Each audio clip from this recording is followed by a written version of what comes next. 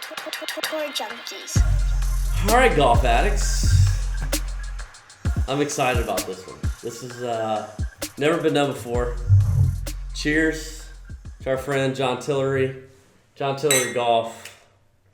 Tour junkies sitting here at lovely Cuskawilla in the Learning Center. Is that what you call it? Teaching Center. The teaching. Learning's subjective. Yeah, because I feel like the Learning Center's club. You're kind of going off a Club Pro guy. Okay, yeah, because learning implies that I'm actually learning. Yeah, because teaching, like you're gonna teach, but I may not learn a damn thing. I'm assuming too much responsibility if I call it a Learning Center. Right. Okay. I may do my job. You may do your job. I don't Yeah, know. I yeah. can teach. I don't know about learn. Definitely a teaching center. Okay. It takes a lot of time. And after today, definitely a teaching center. Maybe you could call it the Confusion Center. Confusion Center, yeah. Confusion I didn't Center. realize this is where we were starting, but It's not really, but this is a free flowing podcast tonight. This is the first time. I'm really excited about this. Tour Junkies has been around over 3 years now. We have never done a live podcast interview. We've done live podcasts between you and me, but we've never had a guest live and in person in the flesh because we have jobs. We have wives. We have kids. We can't travel the world and meet so and so wherever they are. Yeah. But as does our guest tonight. He has all the same things we have. He does, yeah, and more so. Yeah. So I'm really excited to have John Tillery here. He's a guy that we've met. We met through Kevin Kisner, I guess, the Kisner Foundation events. PGA Tour coach at Tillery Golf on Twitter and Instagram. If you're not already following, you should. PGA Tour coach, director of instruction here at Cuskawilla, which is kind of in between Augusta and Atlanta. Yep. Right here on lovely Lake Oconee.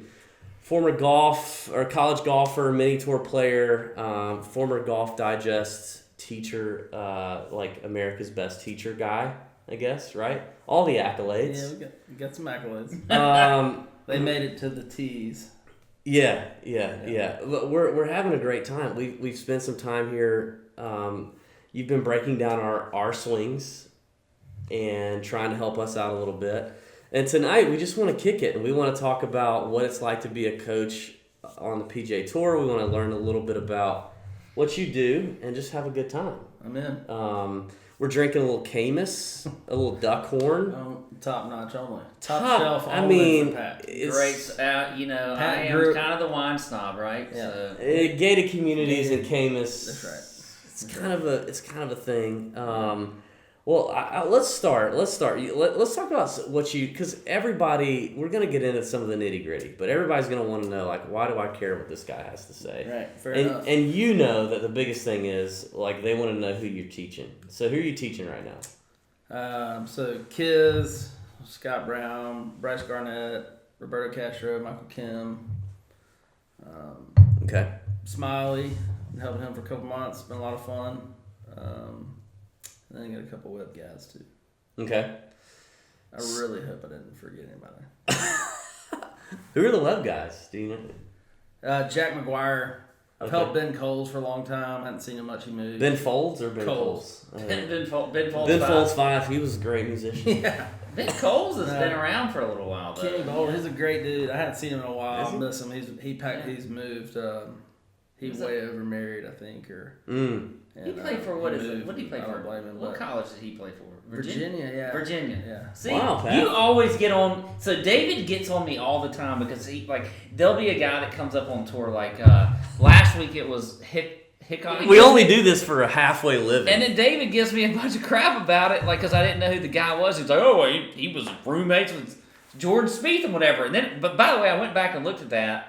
And he's Jordan Spieth's 4 years older, so they were roommates that's a weird combination. Anyway, I didn't know who it was. It's not about you though, Pat. It's really about John tonight. All right. So can you just kind of hold your horses a little bit? The wine, this is good wine. This is good wine. I'm very excited. We're very excited. We haven't even got to the Caymus yet. Kiz, buddy of ours, obviously coaches Kiz, Brownie. Did you know this, John? I bet you didn't know this. I'm about to tell you something that you probably didn't know. Do you know the first guest ever on the Tour Junkies podcast was? Kiz? Scott Brown. Scott Brown. It was actually Scott Brown. First guest we ever had. First guest we Really? ever had. And actually, random Tour Junkies trivia. Actually, we had 2 interviews on the same day. And we were so nervous. We were so nervous because we never, at the time, nobody was really interviewing PGA Tour players. Even No Laying Up wasn't even really interviewing PGA Tour players at the time. This was like late 2015. Did I say Bryce Garnett now that I'm looking at these guys? Yes, you did. Did You I? did. You said. I Good. think You did say that. Bryce. He's like one of the greatest. humans. John is coaching Bryce Garnett, who's also a My good favorite dude. people. Bryce, if you're listening, he did. He's mention not. I'm just making sure. But anyway, one of our first He's the man. experiences interviewing a PGA Tour pro was late 2015. We went to Pat's dad's office because it was the quietest place we could find. Right. He's a CPA, so he's an accountant. So it's quiet around there. Yeah. They're just running, And crunching we- It's numbers as quiet as a We- teaching center at 9:30 at night. Yeah. Well, not this teaching center. Yeah. Yeah. But we actually landed an interview with Scott Brown and John Peterson out of LSU Yeah. on the same day, and we had them back to back. And I remember we interviewed them, and me and Pat thought, We got it. holy crap, we have We've cracked the code. we have cracked the code. Right. Big things are about to happen. Right? No offense to John or Scott, but such did not happen. But they were great interviews. Great guys. We love Brownie and Jay Pete. He's a good dude, hilarious guy. Yeah. All right, so let's talk about you though. PGA Tour, PGA Tour coach. How did you get into this circus of being a PGA Tour coach? How did it happen for you? It's funny, so a lot of coaches it's almost as if you almost want the story to be that you set out to be a coach. You're going to do this, that, and the other, and you have these big elaborate stories. Mine's pretty simple. Like I flunked out, mini tour player. So I was a golf junkie, loved it. Still do, but I mean, loved practice, beat balls to no end. Worked with everybody in the world, couldn't get enough, couldn't learn enough, couldn't get enough. So in my mind, it was like if I had the answer, I could get better, So somebody'd send me off, come back like this, and then you'd be better. And then I'd come back like that and not be better. So basically, I never set out to teach, and I definitely never set out to teach tour players. I wanted to play, wasn't good enough, couldn't hack it, and just could not uncover enough answers to figure out why I couldn't make it, And like in hindsight, like I look back at it, I'm like, man, that kid had no chance. Like even if he was good, like the process that I did and the whole thing that I went through, there's just no way that it was going to work in hindsight. But anyway, to answer your question, long story short is I never set out to teach. I set out to play, and along that journey, I just got super infatuated with why I couldn't get better. And so then I guess along the way, played in college, ran around mini tours, broke, couldn't hack it. And dated a girl forever and broke, living out of a suitcase, and got in the golf business. And I was obviously teaching a lot there, and it just kind of grew. Obviously, speaking of Brownie, I started working with Brownie. Brownie wins Puerto Rico, which is this week, and I guess 13. You were working with him then? Yeah, so we started working together just a few months before that. So Okay. he wins, and that's a big deal, right? Yeah. Web, conditional web, whatever. Maybe it's full web, I'm not sure, but that kind of kickstarted him, and then him and Kiz are obviously boys, live in Aiken, and Kiz was struggling, and Kiz came saw me, and then it just kind of took off from there. So I didn't realize this. So Brownie came before Kiz. Mm-hmm. So Yeah. because I was always thinking that Kiz was sort of the man first. No, And then- Brownie's my boy. Brownie's my guy. He's the OG. He's the OG, and what's funny about it is He's our OG. yeah, that's right. He also We share OGs. We share OGs. Brownie he popped our cherries. Yep. And, Thank you, Brownie. And kids would tell you this too. When I was going down like Palmetto, I'd go down there and work with him. They'd come here, or Brandon would come here, and then I'd go down there. And kids would tell you that when I was first going around, like Brownie, what's funny is like Brownie was the stud. Brownie was the horse, you know. Yeah. We'd go down there, and I wasn't working with kids, but obviously kids practice there, and Brownie are tight, so we'd go and play. And, you know, Brownie just thump them, you know. And I remember one day, actually, I remember Brownie going, I don't remember how it came about, but one way or the other, Brownie ended up playing with no woods.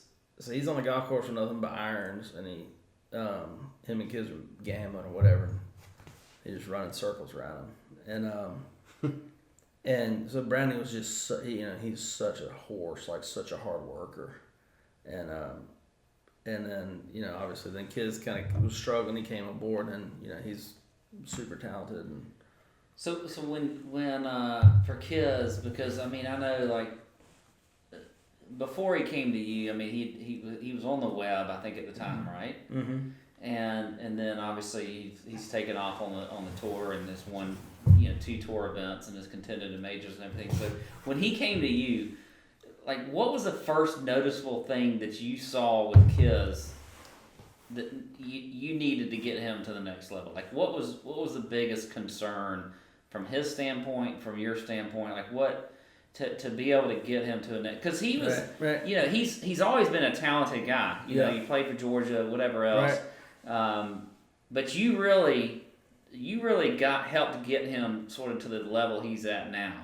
I mean, you're probably not going to admit that, but you did. So like, what was the process there, and what were y'all most working on? So Kiz texted me from like the 17th hole at some web event, bent down behind his bag and said, kind of had it, can I come see you this weekend? And he was on like a Friday. He's about to jag the cut at some web event, Iowa or Idaho, wherever. And so he texted me, and then he came the next day, and we worked for like 3 hours. And honestly, I bet almost hour, and I've told the story a bunch, but almost hour I was just kind of watching him, and, you know, getting numbers, getting videos, getting data, listening to him talk, see a shot, ask him what's that, why do you think that happens, this kind of stuff. And I hadn't said a whole lot, right?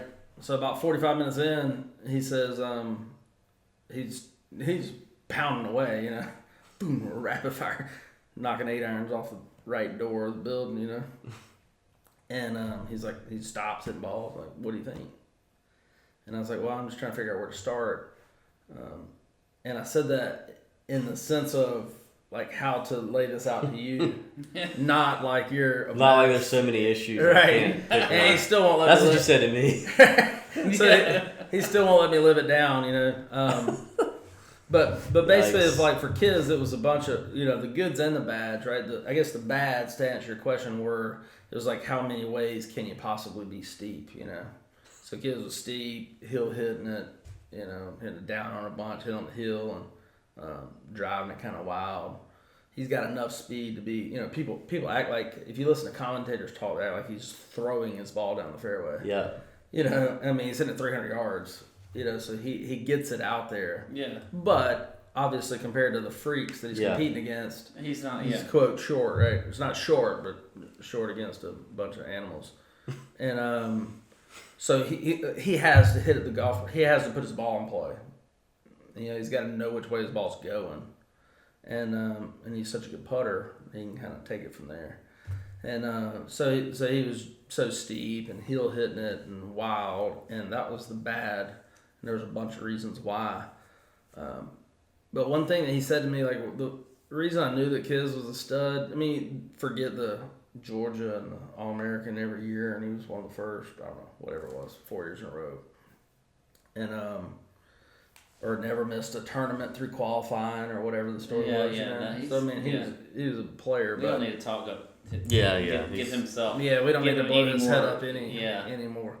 But he told me, I'll never forget, he's whacking these 8 irons. He's hitting like 9 down on 8 irons, whacking them off the hill, hitting 130 yards and that way out of the building. And then we get talking. I'll never forget him telling me, if you just give me the right information, I'll win out there. And I remember thinking, this guy's insane. Like, win out where? You know, and he's talking like, I'll win tournaments on PGA Tour if you just tell me the right stuff. And, you know, as insane at the time, it was like a double whammy. It was like, this guy's crazy / he's wired different. Mm-hmm. You know? So it's like if he actually does get good and gets going and stands over a golf ball and knows it's going to make the right noise and have the right shape, like he ain't scared. Yeah.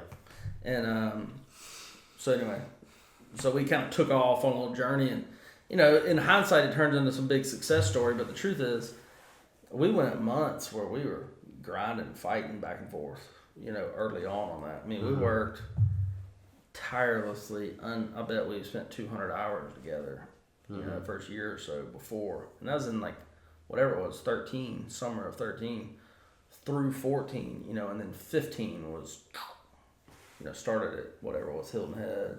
And then Players, and then, you know, kind of snowballed from there. But there was a lot of, like, that story gets told two ways that it gets told, I guess, bad is, one, as if he was, like, swinging and missing when he showed up, you know, and he wasn't going to be able to compete on PGA Tour, but he had won on the web tour. Like, he had his card locked up. He was headed to the tour. Yeah. It's not like this guy was terrible. And then, two, it gets told in the light of, like, he showed up and I sprinkled some fairy dust on him and he was great. And that's not true at all, you know. So in terms of like coaching on the PGA Tour, are you known for anything? Like, because we know a couple coaches on the PGA Tour, and like one of them I think you would say would be more of a short game guy. Are you like a swing guy, a short game guy, a mental guy, a little bit of everything guy? Or do you just think that's crazy? Like, we know a couple guys that would say they're X. What would you say? No, I mean, I'm a little bit of everything, but I mean, I am super heavy on full swing. Okay. So a couple of my guys have short game teachers. Yeah. A few of my guys, I do everything. Yeah. And then I don't think you can be a good coach and not be a sports psychologist to some degree. Right. Okay. You know? Yeah. So one of the interesting things that we've wondered is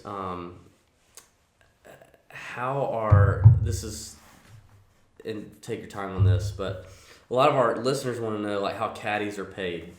How are tour coaches paid? How are PGA Tour coaches like yourself paid by the players? So there's a few different models. The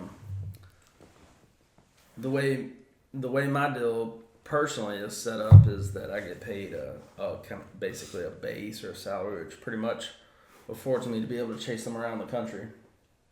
And then I get paid a small percentage off of what they make. At each event? Yeah, so official earnings, I get a little piece of it, right?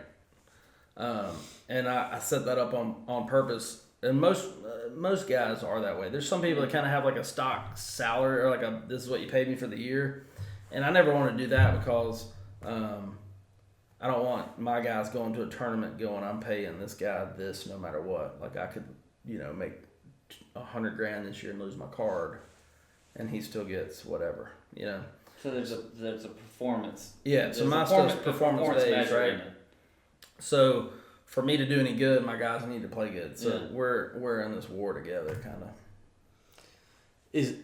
Is it like caddies in the sense that like if your guys win or they top 10, top 25, like is there anything built in like that? Not really. I mean, some of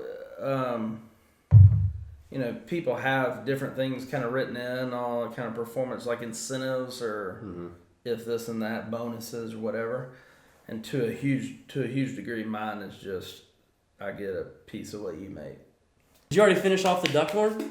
Yeah, we finished off the duck horn. We're on to the. We're not even halfway through the podcast. We haven't even hit the king. We're already through the duck horn. Oh, I drink wine fast. You drink everything fast. Mm-hmm. He's right on pace with me. That's how you. By the way, I thought we were gonna let that Caymus breathe a little bit with uncorking. This is how the whole restaurant comes up and asks you, "How are you alive today?" He drinks on the same pace as me. So. Okay. Oh, you're. All right, let me get back situated here, and then we'll get to your question. Okay. Okay. All right, I'm in. I almost forgot what my question was. All right, so So I know you travel a lot on tour. So you're out with these guys, and you probably got planned travel, right? Yeah. So weeks like this week, you're not planned to be out there on tour with these guys, but what? Instead, you're here with us. Instead you're here with us. Jeez. What would constitute a tour emergency? Let's just say you're here with us, Yeah. and you need to be out there on tour with those guys. Right. What's gonna be the tour emergency? I've had it before. Okay, good. Where I've had a player call me. We could be sitting right here and say, basically like, yeah, I need you. I'm lost or whatever it may be. And I have literally packed up before and gone to the other end of the country, on a 10 minutes notice. But what would constitute it, I guess, a long time ago would pretty much just be if it didn't take much, probably, Yeah. It's a little different now. We're all older. All my guys kind of know what we're working on. Everybody's kind of, I would like to say at least that everybody's on board with what the plan is. And because for me, if my guys do that, I'm not doing a great job. If they can ever be that lost, that panicked just because I'm not there, then I'm not doing a good job teaching. So now I hope that nothing would constitute it. Back in the day, back when I wasn't as good of a teacher, it was probably more common. But I haven't had like a 911 go. So no 911. When's the last 911 you had? Last 911 was like Riviera 4 or 5 years ago. Who was it? Brown. What was the Brown? phone call? Brown's such a horse. Like he's such a stud. He's never gonna say like, "Come, you gotta pack up and come see me." So But his call was just him, like, I just know him well enough, and where we going back and forth, and I was, you know what, it's better off for me. I'll just come see you. But he like owns his stuff so much more now, which is what you want as a coach, right? And it's a weird little breakup from having like that ownership and that control over it to, to your kid. It's like a kid like walking up to school and be like, "Daddy, like, don't hold my hand no more." Like, yeah, my buddies are gonna see me. yeah, You know what I mean? It's kind of like that. It's like that hurts your feelings, but that's what you want, right?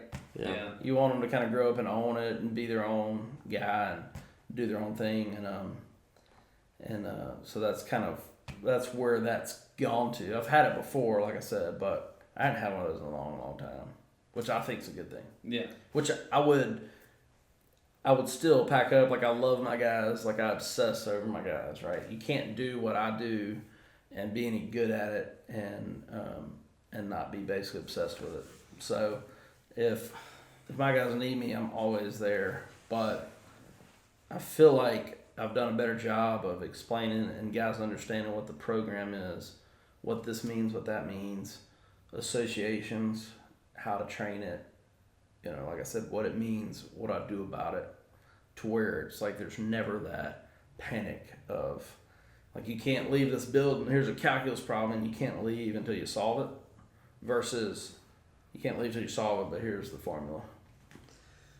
When you watch golf, or like when you watch your boys on TV, are you looking for swing issues, course management issues, or like are you looking for indicators of like what they may be doing well or maybe not doing well if you're not there in person?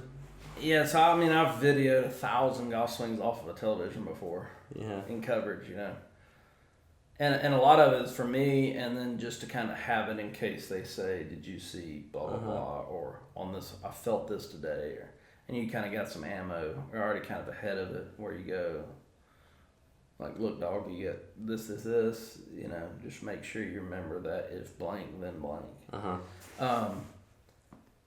But from like a course management standpoint, and we talked about this like at dinner. I think. And I mean this in all sincerity, like I think that a caddy is an insanely important part of the team. Yeah. Hashtag we love L2Can.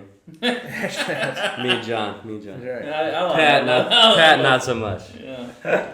Poor guy. elitist. Yeah, Poor guy. I won't go there or get into my opinions on that, but We can go over that on another one. yeah, let's wait till the next one at least.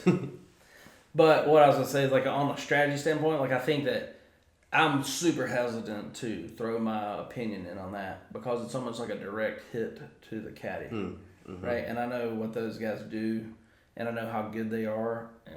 The large majority of them, at least my guys, I don't know. My guys, caddies, are like I'd be very tiptoe to ever say anything about it because those guys take a lot of pride in what they do, and so because it's easy to do, right? It's easy to look at Shot Tracker and go like, how the blank could you ever hit a shot to here? Like you hit it down the middle of the fairway, and it's in the rough. It's 3 at altitude and whatever, and it's 310 or whatever, 320 to the end of the fairway. You pipe a driver down the middle, and you're in layup rough. Like, what are y'all doing? Or you lay up on a par 5 and you hit a bunker and you got a 50-yard bunker shot. Like, what the crap are y'all thinking? But, like, I know that would be just somebody looking at a shot tracker, but I know the other side of it, and I know what all my guys' caddies put in, and, like, I know that I don't know all the pieces. Like, there's no chance that it's just, because the first time that you're like, what the blank are you doing? It's like, buddy, we're at altitude, 20 miles an hour downwind, it landed on a sprinkler head. You know what I mean? You look like an idiot. Yeah. So these guys, these caddies are so good, and not only are they so good, they, the whole bag toter thing, there's just not much of that out there anymore, right? Right, not even L2 can. These guys are gonna expose, they're gonna utilize every advantage they can get. And you just don't really see it much anymore. They're playing for $1 million a week, so nobody's gonna leave shots uncovered. So that deal of the caddies being the best, Put up, shut up, keep up. That's bullshit. Yeah, it's cool. L2 can, by the way, is not a regular tour caddy. Let's just make that clear. Are there times? If we're gonna go that route, Are there times where you're like Dwayne Bach, like where you feel like there's things that you need to pass on to Dwayne that you can't, or you don't really want to pass on to Kiz, like where you're like, hey Dewey, look out for this. All the time. You see, like me and Dewey have conversations. I bet me and Dewey have talked a million words that like Kiz never knew about. And Dewey's he's a good player too. Yeah, but I'm talking about like golf stuff, not like, hey, isn't Kiz really an asshole? And Dewey's like, yeah, he is kind of an asshole. I mean like other like golf stuff. No, that's what I mean. Like at events, at tournaments, like me and Dewey we talk a ton about strategy or what he's doing, or like it's way easier for me to check in sometimes too with Dewey. Yeah, because the players, like I have especially if I'm not there, I have a super. I'm like watching this like ghost, like when the dude went running after the guy that killed him, or whatever. Yeah. You know what I mean? Like I'm so removed from it, and then the caddy's right in the middle of it, but he's not emotionally attached to it like the player is. So me seeing a shot tracker, a player telling me what happened, and then a caddy that's actually there that can look at it objectively and say this is what happened, like they're way better source of information for me than the player. So like I'll talk to Dewey after a round way before. I would rather, if I had to have one or the other, I would rather hear Dewey's recap of a round than Kiz. And it's nothing to do with Kiz, it's just you're the guy that's in the fight. Yeah. Well, and he's probably got a more heightened awareness of what's going on because Kiz is right in the middle of it. He's trying to put together a great round. That's right. But Dewey, on the other hand, is not only, and he's trying to do all the other things outside of that. So he's going to have a better view. And it's mind-boggling the differential sometimes between one round of golf. What the player says versus somebody the caddy said how the day was and the caddy. Yeah. I mean, sometimes they're not even related. Yeah. Or it's like, I played good. Was pissed off about this on the last hole, and then his bad shot over this, couldn't get him to get over it, and then whatever, made 2 dumb mistakes and didn't make anything. Other than that, it's really solid. And the guy was like, kill me. My life's over. And the caddy's like, it's not, it's good, Yeah. Or sometimes it's vice versa. Sometimes it's like the other way around.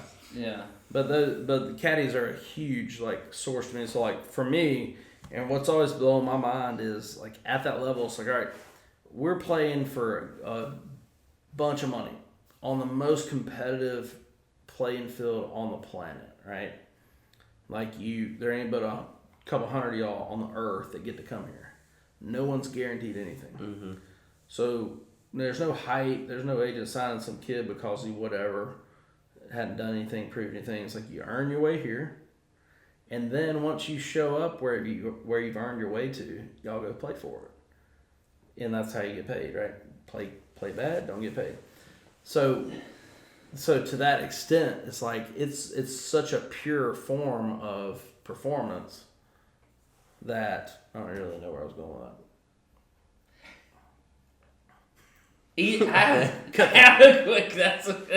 Actually, I have a question though. Hey, here's the thing. Hold on. Are we all done with our duck board? I would like another glass. Cut that where I lost my train of thought. We'll cut that because I have a great question Presented to by ask. Caymus, Yes, I would like some Caymus. 2016. Dang, that's 3 years old now. Do you want to show us what you do when you're at a restaurant with a bunch of rich people and they pour you the wine? I always he hand said it over to he Brownie. would just want you. Oh, Brownie? Just Is Brownie a wino? Brownie is, yeah. He's a self-proclaimed wino? I would feel like Brownie would be think he's a wino, but maybe not. Brownie would swirl that thing around and smell Do it. some twirling and some smelling and look at Be it. like, nah, I don't know about that, bud. Oh, you just what the fuck, you fucker? I ain't Whoa, sure about whoa. that, I ain't sure about that, book. bud. I don't know about that We one. didn't hang out with Brownie. We didn't hang out with Brownie Yeah, before. pretty good. We just talked. Or to like, bud. No, what? Come on, a little more. What? That's good. Jeez. I got screwed. Yeah. I had a question, a really good question, and now I'm. All right. Talk I about. hope you can piece this together. Yeah, we and can. make We a can. good I podcast. got it. I think I got it. Okay, go ahead. Um, I'm the short glass. where was I going with this? All right. Oh, so I'm thinking about what we get asked a lot about, because we try and predict golf. We try and predict how players are going to do, and Yep. you know what they're gonna, week in and week out, different courses, whatever. There's all kinds of different variables of what we do. But if you were to, as a coach, if you were to go into a week and want to look at what you thought was the first thing you wanted to look at, as far as predictability, how's that player going to be? But other than seeing him play, Right. because all that we do and all that we talk about is stuff that we. Yeah. To me, I think the eyeball is the best test. If I'm watching golf and I know how a golfer's playing, recent form, whatever else, we talk about that a lot. But, is there a certain stat you're going to look at? Is it your eyeballs? Is it the fact that what you've seen? Is that going to be, if you're going in and you're betting your own money on a player, what are you going to look at first as far as what you think is going to predict how that player is going to do that week? Home.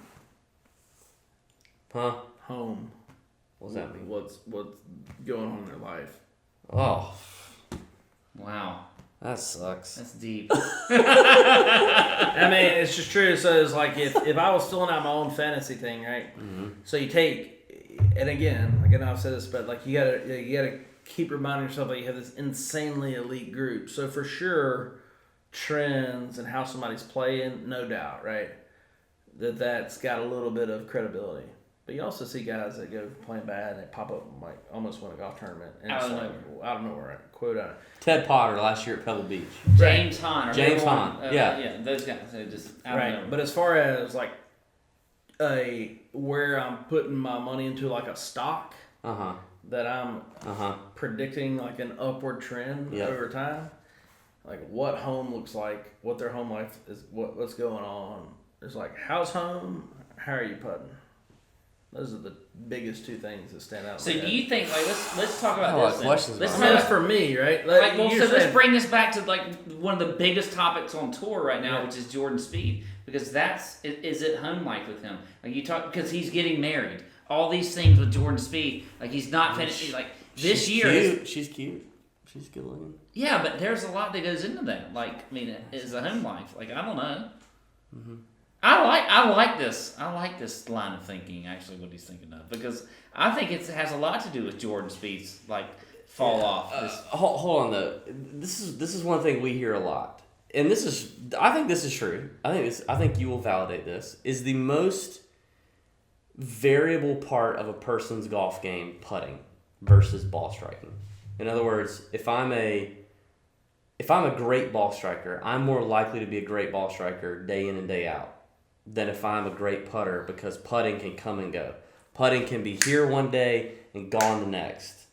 It can be gone today and here tomorrow. Like, we get that a lot in what we do is like, all right, well, at least if I have a guy whose ball striking is on, but putting statistically can come and go and fluctuate. You know, if I've got a guy like Patrick Cantlay who just beats the center of the club face every time he hits the golf ball, but the putter, you just don't know. Like, it's just, that's the unknown. I would rather have that guy than the guy who is known for his putter, but his ball striking is all over the map. Yeah. I tend to agree with that. And you got all these statistical like backing from that, like Mark Brody, Scott Fawcett, who've done awesome work, and you kind of back that up where it's like, hey, these guys that are winning are like striking their golf ball, But I guess. If I already asked me if I had to have one guy or the other, like the striper and putting's just a coin flip, or the guy who puts real good and I don't know if he's going to hit 2 fairways, I'd for sure rather have the guy that's going to hit 14 greens every day. Just because his ceiling is so much. I mean, his floor is so much higher. Like, he can only do so bad. That's why it's interesting to me when you say home life and then how's he putting. Yeah. Well, you're talking about winning a golf tournament. I'm filling out my fantasy team. Yeah, it's different. So if a guy's like, I've never been happier. My home life's great. I love my wife. Kids are great. We got everything settled at home. Like, I feel so good standing there putting my golf ball. It's like that's who I'd put my money behind. Especially like if we're talking like a good player that's not been that way. Yeah. So it's like if, I'm fighting, I'm unhappy, whatever at home, I'm on my 6th putting coach of the year. That's the fade guy. I'd go all in on the dude that's like has been there forever, been around forever, been good enough to stay out there forever. Yeah. But it's always had like screwed up shit going on around him, Yeah. And when they start kind of putting those things together, like home, and I've seen it personally with people that I've worked with, past and now, I've just seen that direct correlation between like, are you the bad guy, or am I behind you from like at home, and just how happy they are and content with what they're doing. Yeah. Do you look at stats as a coach on your players? What stats? Like, 'cause that's a big part of what we do too. Is like digging into stats, and you mentioned Mark Brody with all the strokes gained stuff, but there's other stuff there as well. What stats do you look at? What are your favorites? Are there any that out there that you think are bogus? Bogus. Well, I mean, I think a lot of the strokes gained stuff. You could almost take a stat sheet and make it say whatever you wanted to. Yeah. So, to some extent, like I've been a part of, I have been around some things where you have a player that leans on stats, as they should, right? But if the person that's given the stats, if they're trying to tell a story, you can always tell that story. You can manipulate the numbers. How you no want. doubt. Yeah. You can make a player believe whatever you need them to believe, right? And and a lot of times it's true. I'm just saying maybe it's no one's fault or whatever. Maybe you could steer it one way or the other though. But it's funny, like all the stat stuff. So like strokes gained, putting. Let's take that one for example. You could go around and putt terrible all day, and just randomly hoot 2 50-footers and wash it all away. So if you just looked at that total for the day, or you could take that, hey, you gain 0.002, whatever it is, 0.02. I mean, strokes gained putting today. It's like, so you gain strokes. It's like, well, my thing with that was always like, well, like 0.0 is 77th place. Mm-hmm. You know, if I got some dude that's not slinging his golf ball down, if we're not hitting a golf ball 300 gazillion yards, like we can't do the 0.0 and beat anybody. Mm-hmm. You know, so to answer your question, like I've gone to the depths of hell on the stats and kind of pulled myself back where it's funny now. Like now I just go, if I know my guy's process.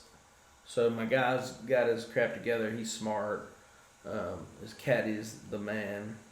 So I know that we're like picking the right shots, right? Because like if that's not intact, you got no barometer.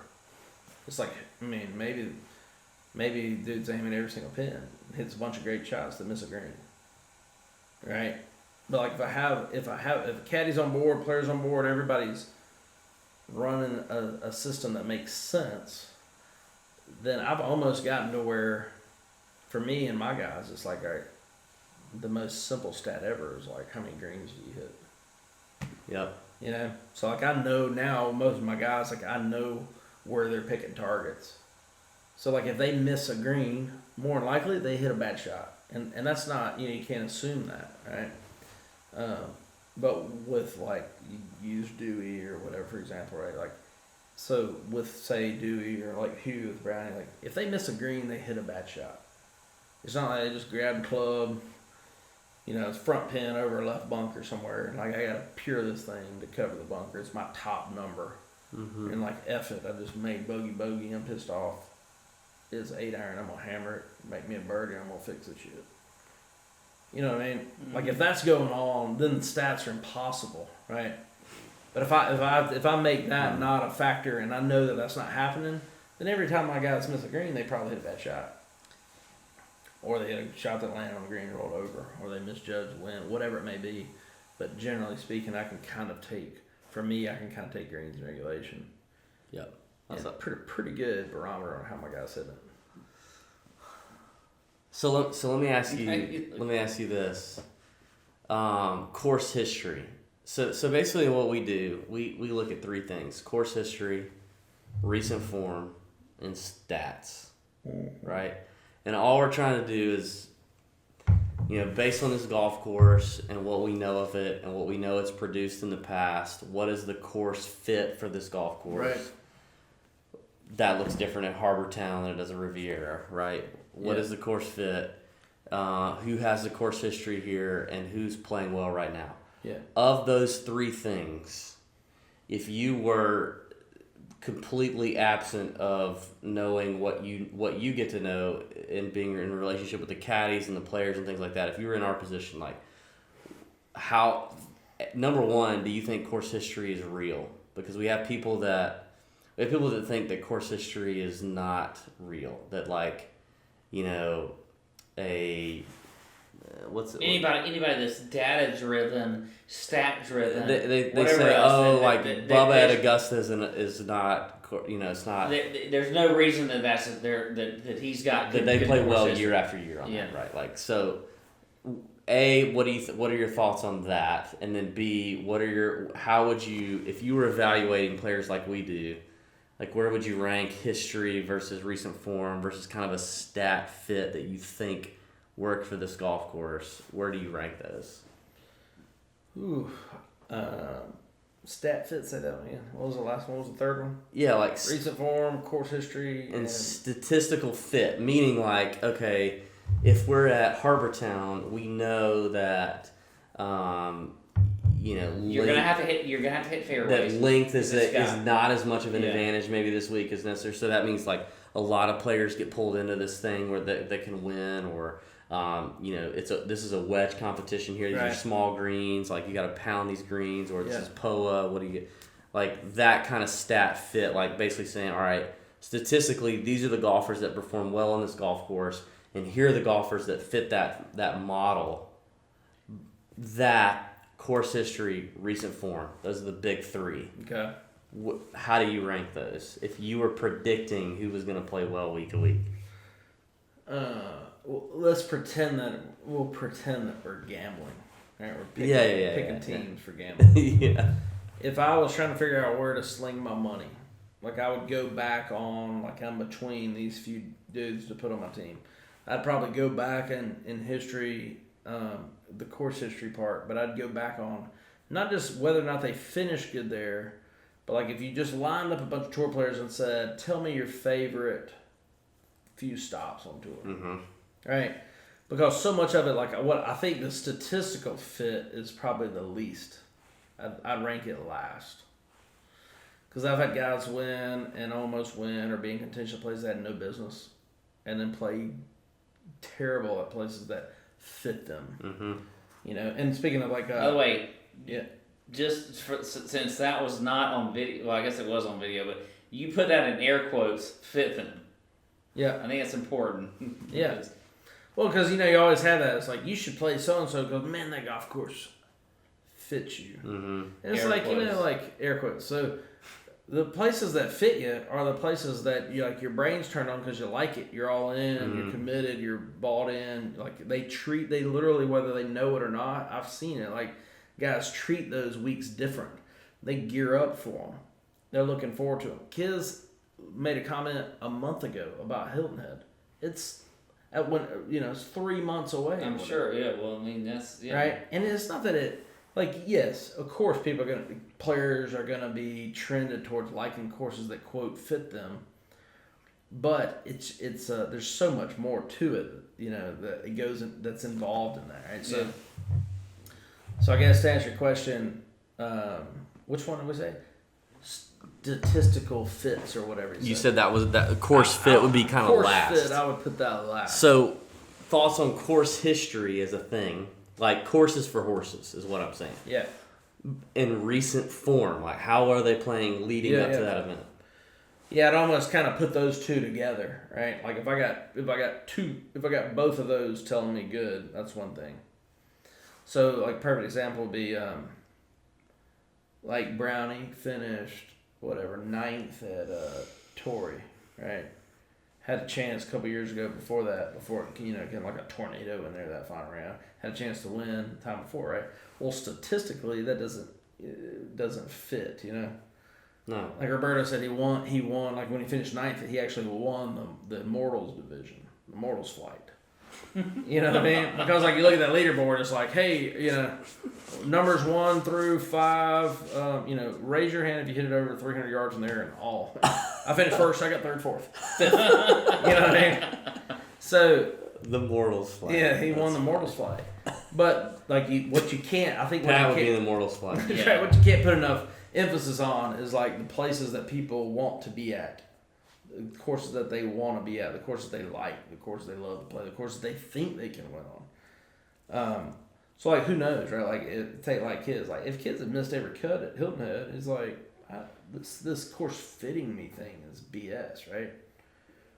Like we walked I walked a practice round and a few weeks back, I can't remember where we were now, Phoenix. A practice round with my guy who's playing with a guy that's not one of my guys, you know, and he's like, you know, all this, you should play here, you should play there, this, that, and other, this one fits you. He's like, you know what fits me? What fits me is the course where I hit my golf ball in the fairway, and then like I'm controlling my ball, and like I putt good, and I'm in a good mood. Like that's the course that fits me. Like there's no such thing as like, you know, it's like everywhere I play good is like somewhere, you know, like I finish good where I play good. So it's not like, oh, just go over here and do the same old crap as last week that missed the cut, and all of a sudden, like, you know, statistically it's a fit, like all of a sudden you win, right? These guys are too good. You're not just going to show up somewhere and not have your crap together and contend just because statistically it fits you or you played good there in the past. Mm-hmm. So to me, it's like, for sure, like you got to train a dude like, man, this dude's been playing good. And he's headed into a place that he's played good at a bunch before. And every time an interview comes up or every time some pro-am dude asks him what's his favorite courses, he mentions it. That's where you want him. And it's like, last question, tell me about mama. Like, my wife is the best. My wife is so good. Then you're on that. Like, yes, sir. So that's because I was going to Load say, up. Like, what's the hammer? What's, you know, like it's like in poker. Like, what's the tell? Like, what is the tell? Like, if you're like, I always talk about how I think for me, I think watching golf is the biggest thing in actually being able to predict how a player is going to play. Because if you're watching it and you're seeing these players, you can tell if you know golf that they're playing well. Like, right. So for you, like, what is the biggest tell for a player? Like in poker, like there's a tell. There's something that shows you that something's going to go right. Well, I think that's where the trends thing you're talking about gets messed up a little bit. Is like just results. And don't get me wrong, like some dude's playing flawless, his trends are going to match his golf pretty, one for one. But a lot of times, like where a guy finishes in a tournament is a long ways away from being indicative of how he played. Right. So it's like you go back through, it's like so-and-so finished, miscut, and then it went 50-50-50. He's heading this tournament like he's played good here before, but this guy's playing like crap. And then sometimes you go back through it and you look at it, it's like the difference from 50th. The thing that blows my mind is like in hindsight, and there's no way to control it.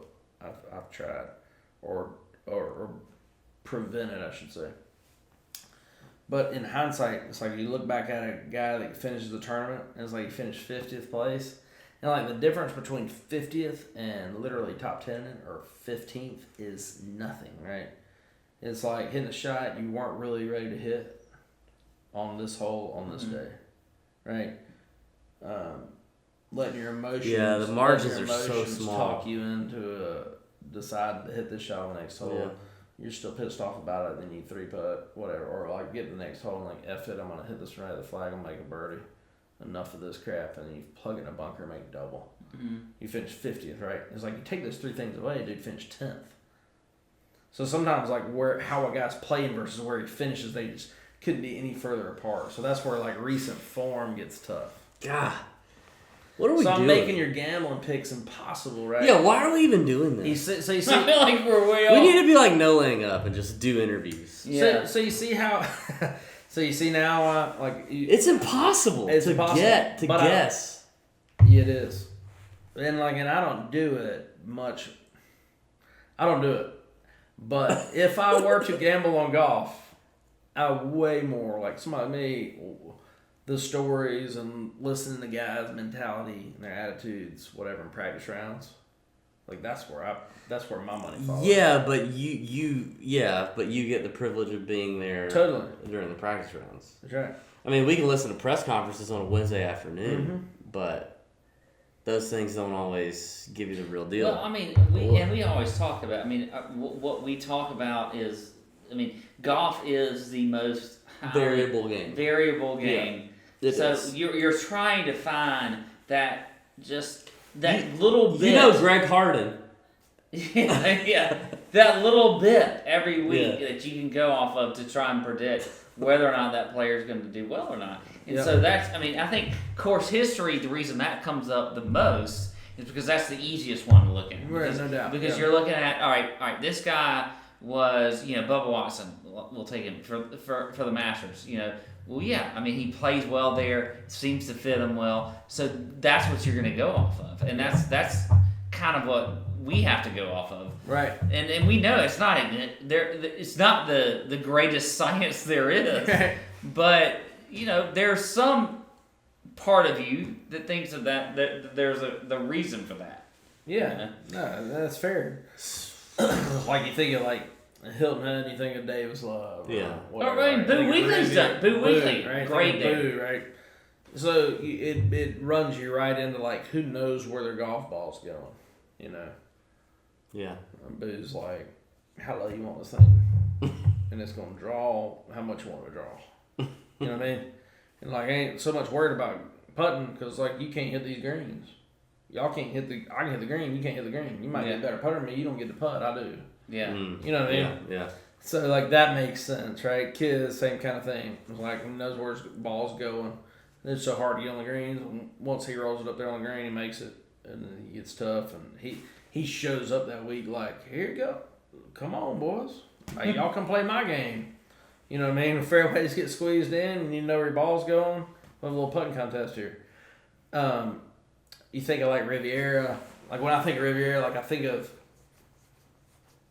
of bangers. I think of Bubba. I think of same thing with Augusta, wherever. Yeah. Torrey, not necessarily Bubba, just Torrey in general. Like I think of, man, like if I'm not just shipping it down there, it gets tough. But the thing is, what's so interesting about it is like I have players who won't go to Torrey, and then some they're like, I don't care that it's a Bombers, but it's like I can see me plotting myself around here, making birdies where I'm supposed to, never hitting my ball in the rough. Yeah, because you don't have like a stable of bomb. You don't have anybody in your stable that's like a bomber. No, I don't. Like you said, Kiz is not short. It's stupid that no, he's and labeled Sort of short. branded as That's right. short, but he's not. He is, yeah, but Yeah. you don't have like you don't have any bombers. I don't have any bombers. They're all bombers to me. They But are, compared yeah. to those guys. I don't have anyone. Yeah. They're not bombers to me. Yeah, I saw that. I mean, You saw that today. And that 82 mile an hour 7 If you're playing a round of golf with 3 other PGA Tour caliber coaches, This was my question, wasn't it? you want to ask it? No, you asked me. Are you I just forgot. trying to like mind bang each other the whole round, like with swing thoughts? You got you and like Hamilton, all other coach PGA Tour and coaches. like I don't know, like let's say like Foley and Claude, and you're all playing a foursome. Right. Are you? There's money on the line. Like, are you trying to be like, oh Claude, I see you trying to get Gucci over there, just trying to mind bang him a little bit? No. Oh man. I would if I were. I mean, Yeah, I would. It's gamesmanship. It is gamesmanship. So no, that hasn't You could happened. probably, because we're so wired that way, right? Yeah. It would bug the crap out of us. Yeah, like you kind of get in his We're like, head. when did you start tapping your right toe for? I'm not getting Gucci. Don't put that on me. Don't put that on I'm me. not getting Gucci. Hey, I'm not hating on Gucci. You're over. You're over. I'm overexposed to You've- Gucci. Yeah, Yeah, he's Gucci, got yeah. he's got a little over Gucci. I have been. Your chest has been over Gucci. Oh crap. Yeah, you know. Oh crap. No, I don't think I don't. No. Okay. But see, but like that's like a. So you just be quiet in that group? Oh my god! Like I would be like you see, but like I still got so much. And listen, I was never any good. Let's keep that in mind. No, you were. You played college golf. You played but- many tours. but You like- were good. But like I'm psycho competitive, right? So So like what's funny about that is like anytime I've ever, it doesn't happen much, but like with my guys once in a while we go and get invited to some like little turn, like once in a blue moon, like I get to play or whatever, and I'm playing and they're playing too, and like literally like they make fun of me because it's like, oh well, if you're gonna let JD put his clubs on the bag, like you ain't gonna get nothing done today. Cause like he's gonna just shut down, you know. Cause like I go so selfish, like me and my golf game, and like I ain't trying to hear a tip. It's going like crazy in my head, but like I could not care less other than I want to kill you. Like, the last thing I would do is be like, oh, like trying to mess with somebody. mess else. somebody else, whatever. It's Yeah. like I want to go and I would beat if I the were crap out coach. of them. I would so definitely. when you're playing, so we But talk- now listen, if it got down, don't think I wouldn't be like Yeah. Claude, whoever it was, right? Whoa, Like, Claude. whoever. Claude. Wow, when did you start tapping your right toe like that for a tickle? Yeah. You know what I mean? Oh, that weight shift right there was bougie. So when you're playing just a normal round, what annoys you the most? Tour, no pun intended, tour junkie. That's what, like, it's like my whole life. Dude, this And is it- our show. Yeah, sorry. No, he's not. He's. No. I think he's get like. It's the guy that wants to know everything. It's Yeah. the Yeah. guy asking all the questions we're asking you right now. Right. So, like, I just sculled a chip across the green. It's like, hey, who's the biggest douchebag on tour? I'm like, kill you, go drown yourself right now. You know what I mean? Like, I'm so mad at I don't want to talk about tour players right now, Because, like, those times, I mean, let me catch you. You have to understand this in context. Let me catch you up on my competitive golf lately.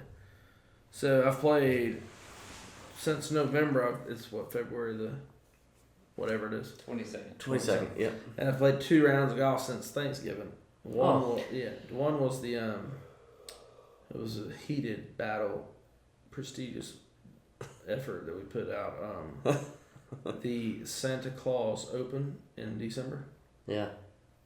Yeah, and then after that I had the Super Bowl Scramble. Ooh. So the last 2 rounds I've of heard golf I that- played, I've heard that was one I brutal. had a onesie on that was a fireplace when my chest was lit up with lights. I can relate. Can we get that picture for the podcast Yeah, I can. cover I can photo? send it to you. I can relate to this Yeah. type of antics. That's right. And the other one was a Super Bowl scramble I played with my kids. And even at that, it's like, as hard as I'm trying to just go, you know what, it's okay, buddy. Let's just have some fun. It's okay. You're not any good anymore. It's impossible for me. It still drives me insane, right? So like they get done with the Santa Claus Open or whatever, and it's like drinking time, whatever, and like, I want to run back here and like throw it on video and go to work at it, So because of that, it's like I never get to practice or play. I shouldn't say I never get to. I never do. I do. I could do it all the time. I just don't. I'm stressing. I'm worried about these guys. I'm investing in that. I'm trying to get better at what I do all the time. My kids, So it's like my kids, and then these guys, and then how can I get better? That's kind of my bump. So like where my golf game fits in there is so far down the ladder. But then when I do have a little window where it kind of squeezes in, I want to get good. I want to work on it, and I want to, because what I've found is like for me as a coach, when I'm into golf, it's not about it's not about me or my swing or whatever. But like for me personally, like when I'm in, from a passion standpoint, it's like when I'm into golf personally, I'm a better coach because like I'm in that fight with y'all, right? And then the player in you, like you feel this, feel that. It's like, well, when I do it right, I feel like this. I can tell you one thing, but then like I can't give you those feels, and I can't get it out. I can get it to you better if I can relate it to you as a player. So Michael Kim's born in South Korea, moves over here when he's like 6 or 7 years old. I'm probably messing his story up, so whatever. And so you look at Michael Kim, he couldn't look, he's obviously Asian, but he's as American as we are, right? And he tells me a story about when it's like if he's traveling around, if he's gone this flight, and then finally catch an Uber trying to get to the hotel, call up an Uber, and when they try to start conversation, like he's not into it. I know where this is going. Yeah. So, like if he's not into it, he's worn out, beat down, whatever. He has this thing where he'll pretend that he doesn't speak English. I knew that was right. So even though his name is Michael Kim, right? I guess the Uber guys aren't smart enough to go like Michael Kim. So hop in the Uber. And then, like, if he doesn't feel like talking, he's worn out, whatever that says, the second they try to engage conversation, like, so where are you coming in from? And he'll say, no speak English. No speak English. And he tells me that the hands is an important part of the hands are very important. That's a big very move. important, like, don't hurt me. I'm not from here. I mean, come in peace. Like, don't hurt me. No speak English. No, don't speak English. Right. Yeah, you gotta wave it off. You gotta wave it off. So, and then let's see who we got on here. Good to know. Brownie. I can't tell good Huey stories on Brownie. He's so straight laced. Yeah. Yeah. He's a I don't good feel guy. like Brownie would have. Brownie can sing. I've heard that Kiss told us that. Remember Kiss told us that? I thought he said he could dance. Maybe it was dance. Brownie can sing though. As good as Brownie me? loves music. Is he as good as He's me? almost as good as you. Yeah. Yeah. He Almost. can sing. Brandon's a good singer. Yeah. Um, Who has the worst agent of all your guys? oh my god. That's actually a good question. That's a good question. You probably can't answer. He's not allowed to answer that. You gotta work with all of them. He's gotta work with all the agents. Let's see. BG, Brownie. And we don't even, it's funny because we don't even go through a lot of agents. Yeah, we don't. So Kiz, we've never gone through. Well, his Butler. agent. We know Butler. He's a great guy. But But Butler's we've not- never had to go through him. Not for Kiss. Is Butler his Cajun? Kiz's, Yeah. He's his Cajun, yes. is he his Cajun?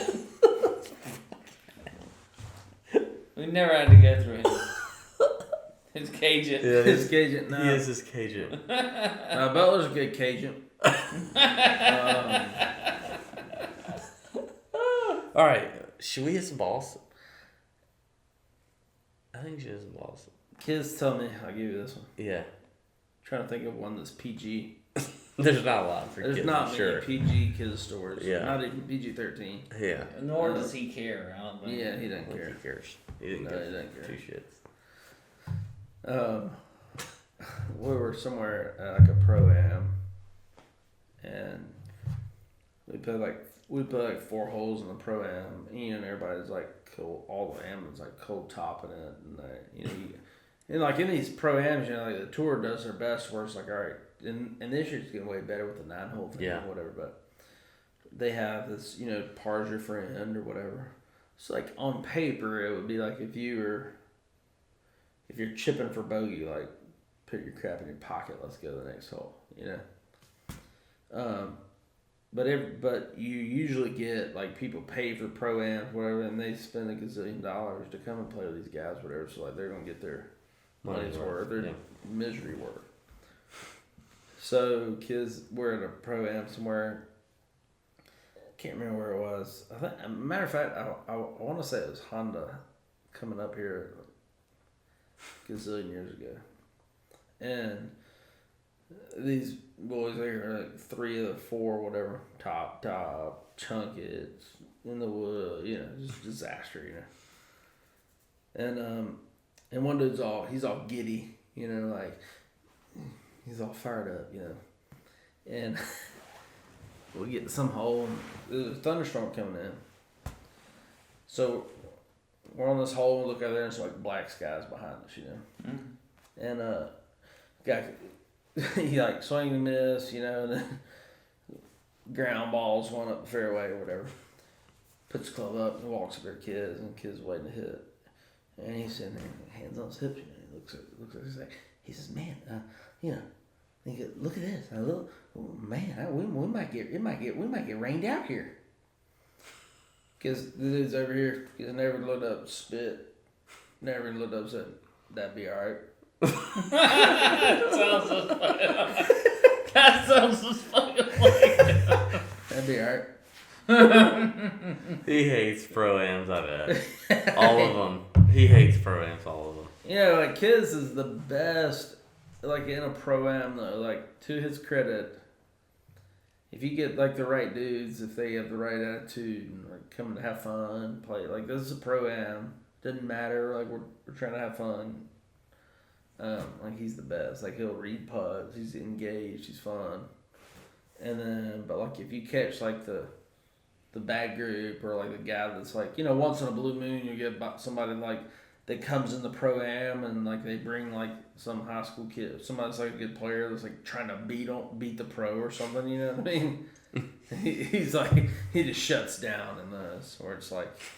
You get straight to salty kids the whole time, Oh, you don't want salty kids. You don't want salty kids. No. Brownie, Bryce, honestly, like Michael, Roberto, the rest of them are like, they're pretty even kill. Like this is entertainment. We have to do this, and we take care of the people that are with us. We make sure they have a good time. It's that and other. It's like when I go to like a pro-am group and I hook up with my guys. With everyone else, it's like I know that they're gonna be engaged enough to kind of keep it cool, whatever. But like Kids he's the curveball. You just never, till you get to the groove, you never know. He could be like the greatest pro-am guy ever, or the whole time he could just be like making fun of somebody. I don't like when If you were to say, like, let's just say Kiz knew neither me nor Pat, but we were both in his pro-am group, who do you think he would be the quickest to get irritated at, me or Pat? I think he'd get mad at you quicker. Yeah, I thought that was coming. Because he would get mad at you quicker because you'd get mad at you quicker. Yeah. Yeah. It's like you'd start dancing around all pissed off or whatever, and he'd be like, you just need to stop. Yeah. You don't need to be acting like that. You know what I mean? Yeah. Like Pat, he'd be like, Pat would show up and he'd be like, oh, Oh, this guy? Yeah. Yeah, he's surely going to be self-aware enough to... Yeah, so like Pat would run up in there, like weak grip, spin out and slice it, and he's like, whatever, like you get what you get, and then Pat would kind of be cool with it and walk on, you know what I mean? Yeah, kids would be fine. Yeah. He'd see me and he'd see more of an athlete. Well, I think... And he'd be like, oh... I think kids would watch you He'd like be maybe run. threatened. I think kids would watch you like run over there in front of it, and then jump up in the air, and your hand will move 1.5 foot up in the air. Well, And then get first mad off- about it, and he'd be like, you can't be getting mad. Kiz and I have You're not- actually played golf together. Yeah. So unlike you and Kiz. Yeah, but he hasn't played with me yet. He needs to play with me and you both, and we need He to said, see what's which the- one he needs to I get think pissed at Kiz, quickest. I mean, he probably wouldn't remember it, but we have played golf together. I'm sure he wouldn't. And, he'd want to forget that quickly. Yeah. The funny thing was, we played with, I can't remember who we played with, but we played with somebody, and I remember him getting on whoever it was for marking his ball. Like, it was like, whoever it was marked their ball, like, very loosely. Like, it was kind of like throwing the marker coin down down, and not, it wasn't very, and Kiz was all over about how he was. Yeah, I marking the think ball. it would be me. I thought you were about to say me. Even though I asked that question, I thought it was going to be me. Yeah, so kids text me. I think and me and said, Kiz are too close. We're Are you with Dave and Pat? too much alike. And I said, yeah, we messed around today. Gonna meet up for dinner, blah, blah. I said, we had fun harassing Pat. Then they wanted to change their whole golf swings and motor patterns in 30 minutes. And he said, of course they do. And then he said, Dave got that high handle. He knows. JT, thanks, brother. Yes, sir. Appreciate you, brother. You got it, my man. It's been a good time. It has been a good time. Very good time. A lot of fun. A lot of fun. Tour Junkies.